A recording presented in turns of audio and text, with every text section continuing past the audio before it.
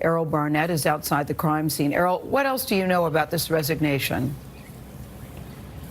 Well, we know that one of the deceased victims was in the suspect's chain of command, but was not his direct supervisor. So that could be a clue now as investigators try to determine if the gunman's job status had anything to do with what unfolded in Building 2 directly behind me. He was not terminated, and he was not in the process of being terminated. Officials have not said what the suspect's resignation contained, only that his job performance was satisfactory.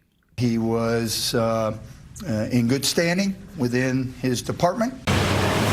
Reports of gunfire first came in at 4:08 p.m. Friday. Shots fired, second floor. He's going up the steps. 2 minutes later, officers arrived from police headquarters nearby. I got a nail down on the third floor with a gunshot wound, still looking for the gunman.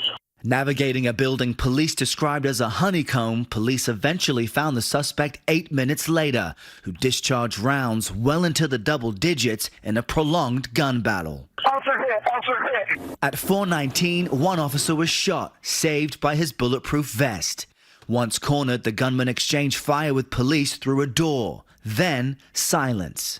Officers entered and administered first aid, but the suspect died later at the hospital. Police recovered 2 .45 caliber handguns, one equipped with extended magazines and a silencer. More weapons were found at the shooter's home, all legally obtained. Have the suspect's family and relatives been in communication with you guys? Our team of detectives are out interviewing everyone. The suspect's family did not return our request for comment and posted this message on their front door. The Cradocks say they are grieving for their loved ones, sending condolences to victims.